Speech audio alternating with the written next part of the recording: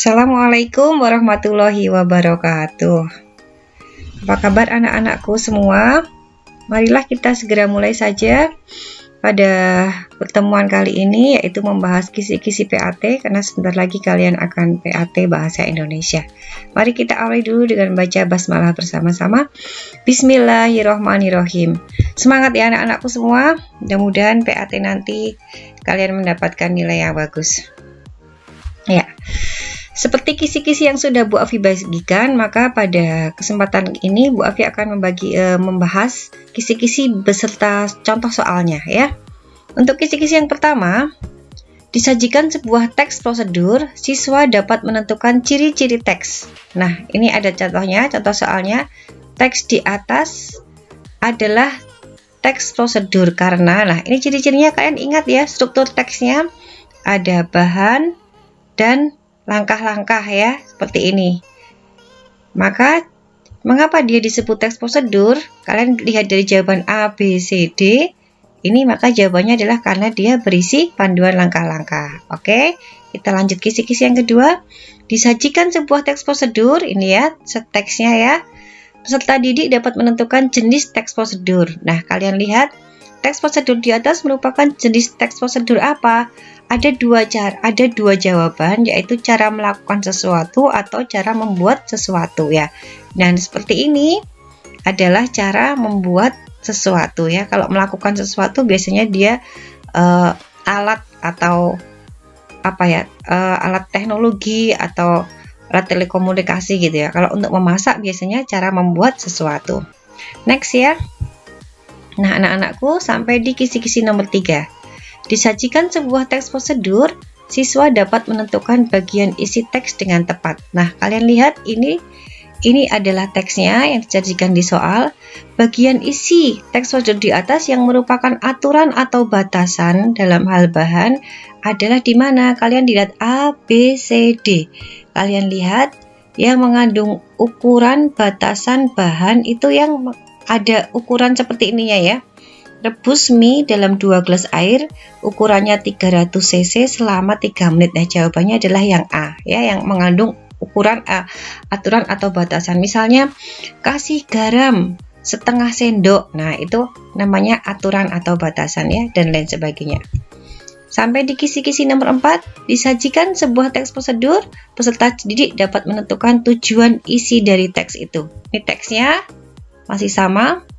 Apa tujuan dari teks adalah di antara A, B, C, D? Yang paling pas adalah untuk membantu seseorang membuat mie instan dengan tepat ya. Tinggal ini isinya apa, besok waktu ujian ini isinya apa ya. Lanjut kisi-kisi nomor 5. Disajikan sebuah teks prosedur, siswa dapat menyimpulkan langkah-langkah teks prosedur. Simpulan langkah-langkah teks prosedur yaitu, nah, kalian lihat ini contoh yang baru ya, teks prosedur yang baru. Teks prosedur mematikan komputer dengan benar. Nah, ini kalian lihat A, B, C, D. Mana yang pas? Simpulan dari langkah-langkah teks prosedur ini yaitu adalah teks prosedur di atas, termasuk teks prosedur cara menggunakan alat ya. Bukan kegiatan, bukan memainkan sesuatu, dan bukan membuat sesuatu. Kalau membuat sesuatu itu biasanya memasak ya. Oke, lanjut di kisi-kisi nomor 6. Disajikan teks prosedur, siswa dapat meringkas isi teks itu. Nah, ini disajikan teks prosedur, daun cincau disiapkan di ember, dan lain-lain. Kutipan di atas adalah bagian isi yang menjelaskan tentang, nah kalian lihat, ini adalah langkah-langkah ya, bukan pemilihan, bukan bahan-bahan, bukan perlengkapan. Jawabannya adalah C, langkah-langkah membuat cincau. Ya, selanjutnya anak-anak, kisi-kisi nomor 7. Disajikan sebuah teks prosedur, ini teks prosedurnya. Siswa dapat menentukan kalimat utamanya. Nah, kalimat utamanya, salah satu cara yang banyak digunakan untuk pembibitan bunga mawar adalah dengan teknik stek bawang, kemudian stek batang. Kemudian stek batang adalah ini menjelaskan. Berarti kalimat pertama ini adalah kalimat utama. Kalimat kedua adalah kalimat penjelas. Berarti kalian lihat mana yang mengandung kalimat yang ada di kalimat pertama, yaitu ini ya. Stek bawang adalah salah satu cara yang digunakan untuk pembibitan bunga mawar. Jawabannya adalah A. Ya, sampai di kisi-kisi nomor 8. Disajikan teks prosedur, siswa dapat menentukan gagasan pokok. Nah, ini ya teksnya. Ide pokoknya ada di, kalian lihat, buah naga merupakan tanaman yang tergolong mudah dalam penanamannya. Ini adalah kalimat utamanya. Kemudian kalimat penjelasnya, petani tidak membutuhkan teknik khusus agar bisa menanam bunga naga ini. Kalimat penjelas. Pada umumnya buah naga ini sering dan lain-lain, itu adalah penjelasnya. Berarti kalimat utamanya ada di kalimat pertama. Nah, ide pokoknya ada di dalam kalimat utama ini, yaitu buah naga tergolong dalam tanaman yang mudah penanamannya. Ya, jawabannya adalah B. Ya, kita lanjut kisi-kisi nomor 9. Peserta didik dapat menentukan struktur teks prosedur. Ya, berikut adalah struktur teks prosedur, kecuali kalian ingat ya, teks prosedur, struktur teks prosedur itu ada 3, yaitu tujuan, bahan dan alat, kemudian langkah-langkah. Nah, ini kecuali, berarti jawabannya adalah yang salah yang mana, yang bukan yang mana, yaitu jawabannya adalah D. Ya, ingat-ingat ya, struktur teks prosedur ada 3, tujuan, bahan dan alat, serta langkah-langkah. Yuk, sampai di kisi-kisi nomor 10. Disajikan sebuah teks prosedur, siswa dapat menentukan struktur teks prosedur itu. Nah, ini dilihat. Ini adalah contoh teks prosedurnya. Contoh teks seperti ini masuk dalam struktur apa? Apakah ini tujuan? Bukan. Apakah ini langkah-langkah? Ya, betul ya. Jadi ini jawabannya adalah langkah-langkah ya. Kemudian kisi-kisi nomor 11. Disajikan teks prosedur, siswa dapat menentukan ciri isi teks prosedur. Berikut yang bukan merupakan ciri teks prosedur dari segi isinya adalah ini yang bukan ya, yang bukan, yang salah. Jadi di teks prosedur itu ada panduan langkah-langkah, betul. Memuat di mana cara melakukannya salah ya, tidak ada ya seperti ini ya. Kegiatan yang bersifat prosedural yang dia urut ya, aturan atau batasan ada ya, tadi misalnya 1 sendok, setengah jam, 3 menit dan lain sebagainya. Berarti yang bukan adalah yang B ya, yang bukan adalah yang B. Ini yang bukan ya, berarti yang B. Yuk lanjut, kita sampai di kisi-kisi nomor 12. Disajikan teks prosedur, siswa dapat menentukan kaidah kebahasaan isi teks. Kalimat perintah pada teks prosedur di atas adalah, nah kalian lihat, ini ada contoh 4 kalimat, mana di antara 4 kalimat ini yang merupakan kalimat perintah. Nah, ini biasanya yang masukkan, remukkan, tambahkan. Nah, ini ya, remukkan mie, tiriskan mie, panaskan minyak. Nah, ini yang menyuruh. Itu artinya kalimat perintah. Berarti kalimat perintahnya ada di kalimat 1, 2, dan 3. Yuk, sampai di kisi-kisi nomor 13 dan 14, hampir sama. Tentang teks prosedur, siswa dapat menentukan kaidah kebahasaan. Konjungsi yang tepat untuk melengkapi bagian yang rumpang dari teks prosedur itu adalah, nih lihat, ambillah beberapa butir mote, titik-titik yang rumpang yang kosong, masukkan cendak. Nah, mana yang tepat? Konjungsinya yaitu adalah kata kemudian. Kemudian masukkan, ya, jawabannya adalah C ya. Kemudian sampai nomor 14, penggunaan akhiran i dan akhiran kan. Dalam prosedur teks prosedur yang tepat adalah, kalian lihat ya, bungkusi, angkatkan, talii, taburi, minumi, kemas, ulangi ya, ulangi kegiatan, bersihkan sapu. Nah, ini yang benar ya. Ini harusnya tidak udah pakai i ya, bungkus adonan gitu ya. Harusnya angkat adonan, nggak usah pakai kan ini. Nah, di antara A, B, C, D ini yang tepat adalah yang D ya. Lanjut anak-anakku sampai di nomor 15. Disajikan cuplikan teks prosedur, peserta didik dapat menentukan pernyataan yang sesuai ya. Ini ada teks prosedur 1 sampai dengan 5. Pernyataan yang sesuai dengan isi teks prosedur di atas adalah ya, ambil telur dan pecahkan ke wajan. Mana di antara itu yang paling tepat? A. Telur dipecahkan di mangkok lalu dikocok. Telur dipecahkan di wajan setelah mentega meleleh. Mentega ditambahkan setelah telur. Mana yang paling tepat? Di antara ini adalah yang B ya, yang sesuai dengan ini ya, teks prosedur ini ya. Tuh, ya. Jadi yang paling pas adalah yang B. Dilanjut anak-anakku, disajikan kisi-kisi nomor 16 sampai nomor 21 hampir sama. Disajikan cuplikan teks prosedur, peserta didik dapat mengubah kalimat pada langkah menjadi kalimat perintah, ya, menyuruh tadi. Kalimat saran itu yang sebaiknya atau seharusnya, kalimat larangan yang jangan dan dilarang, ya.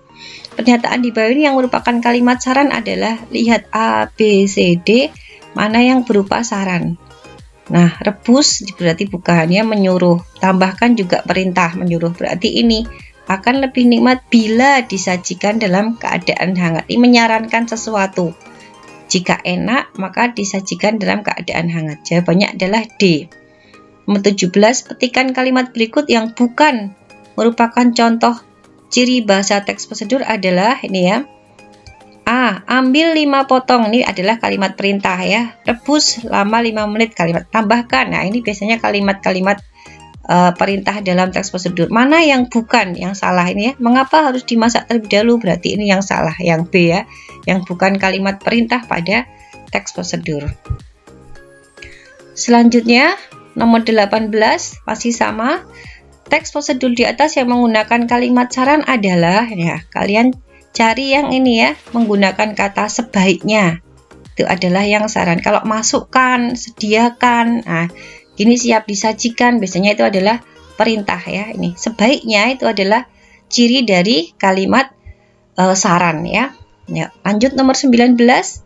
Perbaikan kalimat bercetak tebal pada teks prosedur di atas adalah ini, ya. Masukkan adonan ke dalam cetakan adonan dan panggang adonan selama 15. Nah, ini kata-kata adonan nggak efektif karena dia muncul berkali-kali, adonan, adonan, adonan. Nah, ini cukup di ringkas satu saja. Jawabannya menjadi B, ya. Masukkan adonan dalam cetakan lalu panggang selama 15 menit, ya. Selanjutnya nomor 20, ubahlah kalimat 4 di atas menjadi kalimat larangan, ya. Kemudian ini masukkan maaf, ya, ini Anda sebaiknya 4, ya. Anda sebaiknya mencampurkan mentega yang sudah cair. Diubah menjadi kalimat larangan. Kalimat larangan cirinya menggunakan kata jangan atau dilarang. Cari ABCD yang menggunakan kata jangan, yaitu ada di C, ya. Jangan mencampurkan mentega yang masih padat, campurkan yang sudah cair, ya. Kalimat larangan cirinya menggunakan kata jangan atau dilarang. Nomor 21, kalimat perintah pada teks prosedur di atas terdapat pada kalimat nomor berapa saja? Lihat di sini. Yang menggunakan kalimat perintah sediakan, ini kalimat perintah. Kemudian masukkan. Nah, ini kalimat perintah. Kemudian nomor 5, masukkan adonan. Nah, itu juga perintah. Jadi yang menggunakan kalimat perintah adalah kalimat nomor 1, 2, dan 5, ya, B. Nah, tibalah kita pada kisi-kisi nomor 22. Disajikan sebuah kalimat, peserta didik dapat memperbaiki penggunaan tanda baca. Untuk mencapai hasil terbaik, gunakan bambu yang sudah dikeringkan minimal 1 tahun. Penggunaan tanda baca koma yang sesuai adalah, ini, ya, anak-anakku, perhatikan matanya yang jeli. Untuk mencapai hasil terbaik, koma, gunakan bambu yang sudah dikeringkan minimal selama 1 tahun. Ya, ini tanpa koma, ya, sampai sini, langsung titik. Jadi jawabannya adalah C. Lanjut kisi-kisi nomor 23. Disajikan, ini kita sudah tidak teks prosedur lagi, kita sudah pindah ke bab surat pribadi. Disajikan cuplikan surat pribadi, peserta didik dapat menentukan alasan itu termasuk surat pribadi dengan tepat. 23, ini contohnya, ya, contoh surat pribadi. Dilihat dari penggunaan bahasanya, surat di atas adalah seperti ini, ya. Untuk orang tanya apa kabar, individu ke individu, bahasanya santai, berarti dia adalah ciri surat pribadi. Jawabannya adalah D, ya. Selanjutnya nomor 24. Disajikan cuplikan surat dinas, peserta didik dapat menentukan salah satu ciri surat dinas dengan tepat, ya. Berikut adalah ciri surat dinas yang benar sesuai dengan kutipan surat di atas adalah ini, ya. Ciri surat dinas ada kop suratnya, masih ingat, ya? Nomor, hal, tanggal, kepada nih, YTH dan lain sebagainya. Di antara ABCD mana yang merupakan ciri surat dinas? Ya, ditulis oleh sebuah instansi ditujukan kepada instansi lain atau individu, ya. Format tidak tetap salah. Bahasa yang digunakan bahasa sehari-hari salah. Isi surat kebutuhan pribadi salah. Berarti jawabannya adalah A ya. Kisi-kisi nomor 25. Disajikan 2 cuplikan surat pribadi. Peserta didik dapat menentukan perbedaan dengan tepat. Ini surat pribadi yang pertama. Ini surat pribadi yang kedua ya. Perbedaan surat pribadi di atas adalah, kalian perhatikan dengan jeli ya. Surat pribadi yang pertama berisi kerinduan seseorang yang tidak sabar ingin bertemu ya. Ini bertemu dengan neneknya ya. Kedua, berisi kekhawatiran seseorang tentang bencana yang sedang dilanda ya. Diperhatikan saja kalian ya. Besok kalau dapat soal yang jeli tentang apa, isinya tentang apa. Insya Allah kalian semua bisa. Dilanjut kisi-kisi nomor 26. Disajikan 2 cuplikan surat pribadi. Surat pribadi pertama, kedua, peserta didik dapat menentukan persamaan penggunaan bahasa yang tepat. Persamaan penggunaan bahasa yang pada kalimat itu adalah ya, ini sama-sama menggunakan bahasa yang santai namun tetap sopan, bukan formal, bukan baku ya. Santai tapi tetap sopan. Jadi jawabannya adalah A. Contoh kisi-kisi nomor 27. Disajikan surat pribadi, peserta didik dapat menyimpulkan isi surat. Nah, ini ada contoh surat pribadi. Isi surat di atas adalah disimpulkan ya, kira-kira tentang apa. Setelah dibaca, ternyata jawabannya tentang C ya, tawaran sahabat untuk tinggal di rumahnya sebelum mendapatkan tempat kos yang cocok. Lanjut kisi-kisi nomor 28. Disajikan surat dinas, siswa dapat menentukan isi surat. Ini contoh surat dinasnya. Kira-kira ini isinya tentang apa ya?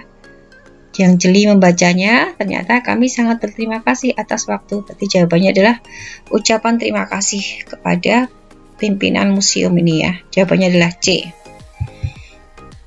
Kisi-kisi nomor 29. Disajikan kutipan surat, ini kutipan surat. Siswa dapat menentukan bagian struktur surat yang tepat. Bagian struktur surat pembuka, kalimat pembuka, itu ada di nomor berapa?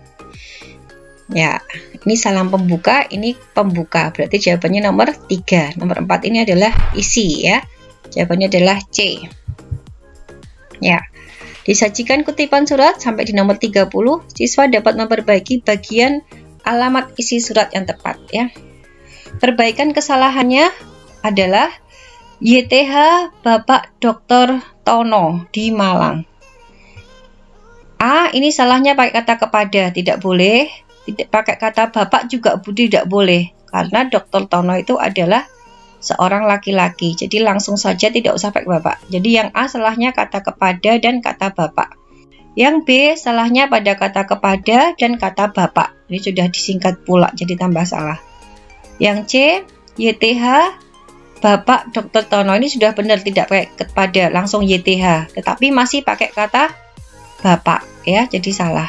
Yang D, ini yang paling tepat, YTH Dr. Tono di Malang. Ini yang paling tepat, efektif ya. Tidak pakai kepada, tidak pakai bapak. Demikian juga kalau ada ibu di sini nama orang, jadi nggak usah pakai ibu, langsung namanya YTH siapa. Ini jawabannya tepat adalah yang D. Yuk selanjutnya kisi-kisi nomor 31 sampai 33. Disajikan kalimat, siswa dapat menentukan kata baku dan tidak baku. Mohon izin. Nah, izin ini tidak baku, yang baku adalah pakai Z ya, izin. Jawabannya adalah B. Kemudian nomor 32, berikut ini adalah penulisan kata baku yang tepat. Kalian lihat mana yang paling tepat di antara ABCD ini?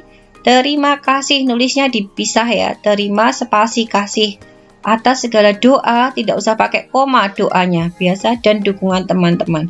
Jawabannya adalah D ya. Selanjutnya, kisi-kisi nomor 33, disajikan kalimat, siswa dapat menentukan kata baku dan tidak baku. Mana yang baku di antara sini? Aktivitas, ini kalau di tengah memakai V ya, aktivitas. Tapi kalau aktif memakai F, tapi kalau aktivitas memakai V. Kemudian resiko, tulisnya adalah risiko ya. Selanjutnya nomor 34 sampai 36, kisi-kisinya berbunyi, disajikan kalimat, siswa dapat menentukan penggunaan tanda baca yang tepat. Nomor 34, ini ada contoh suratnya. Penulisan tanda baca yang tepat pada kalimat 1 adalah kalimat satu ini ya, dengan hormat, maka pakai koma ya, dengan hormat pakai koma. Ini semuanya salah pakai titik koma ya, jawabannya adalah D. Ya, selanjutnya kisi-kisi nomor 34 sampai 36, disajikan kalimat, siswa dapat menentukan penggunaan tanda baca yang tepat. 35, penulisan tanda baca yang tepat pada kalimat 2 adalah ini ya. Nah, ini yang benar adalah dalam upaya untuk lebih mengenal asal lingkungan, maka ada komanya di sini ya. Kalian lihat yang jeli ya matanya ya anak-anakku. Yang paling tepat adalah yang A. Selanjutnya, kisi-kisi nomor 36 masih sama penggunaan tanda baca yang tepat. Penulisan tanda baca yang tepat yaitu ya, halo Bunda, apa kabar? Yang betul adalah seperti ini. Halo Bunda, tanda seru, apa kabar? Baru tanda tanya. Bunda, koma, Ratna merindukan Bunda, titik. Jawabannya adalah C ya. Ya, selanjutnya kisi-kisi nomor 37 sampai 38 ya. Siswa dapat melengkapi surat dinas yang kosong, yang rumpang ya. Tanggal surat yang tepat untuk mengisi nomor 1 pada surat tersebut adalah seperti ini ya. Tidak usah pakai ini, tidak usah pakai nama kota. Karena apa? Karena di dalam kop suratnya ini sudah ada nama kotanya, Jakarta Utara. Jadi jangan diulang lagi. Misalnya di sini Yogyakarta, maka jangan Yogyakarta, langsung tanggalnya, tanggal bulan tahun. Jadi jawabannya adalah A. Ini salahnya pakai Jakarta. Ini juga tidak boleh disingkat. Septembernya jadi 09 tidak boleh ya. Ini salahnya karena disingkat ya. Ini salahnya karena ada Jakartanya. Jadi langsung tulis 2 September 2020. Karena di sini sudah tercantum nama kotanya. Jawaban tepat adalah A. Itu ya anak-anak. Nomor 38, kata yang tepat untuk melengkapi kalimat rumpang nomor 2 adalah, yang dua ini adalah hormat, dengan hormat ya, dengan hormat. Kalau hormat kami letaknya di bawah ya. Ya, dengan hormat gitu ya. Karena ini sepertinya sekolah yang netral ya, jadi menggunakan dengan hormat. Kalau yang sekolah Islam biasanya langsung Assalamualaikum. Jawabannya D. Selanjutnya nomor 39 sampai 40, siswa dapat melengkapi surat dinas yang rumpang dengan tepat ya. Kalimat yang tepat untuk melengkapi paragraf yang rumpang nomor 1 adalah paling bawah ini adalah, atas perhatian Bapak kami ucapkan terima kasih ya, karena ini surat yang resmi ya. Jadi jawabannya adalah C. Kemudian yang terakhir, kata yang tepat untuk melengkapi kalimat yang rumpang nomor 2 adalah di sini adalah hormat kami ya. Kalau tadi di atas dengan hormat, paling bawah hormat kami. Nah, selesai sudah anak-anakku pembahasan kisi-kisi PAT semester 2 kelas 7 tahun 2020-2021. Bu Afi doakan semoga kalian sukses dalam menempuh PAT Bahasa Indonesia hari Rabu besok. Sekali lagi kalian yang jeli, yang detail, jangan terburu-buru. Sekian, kita akhiri dengan baca hamdalah bersama-sama. Alhamdulillahirabbil alamin. Billahi taufiq wa hidayah. Assalamualaikum warahmatullahi wabarakatuh.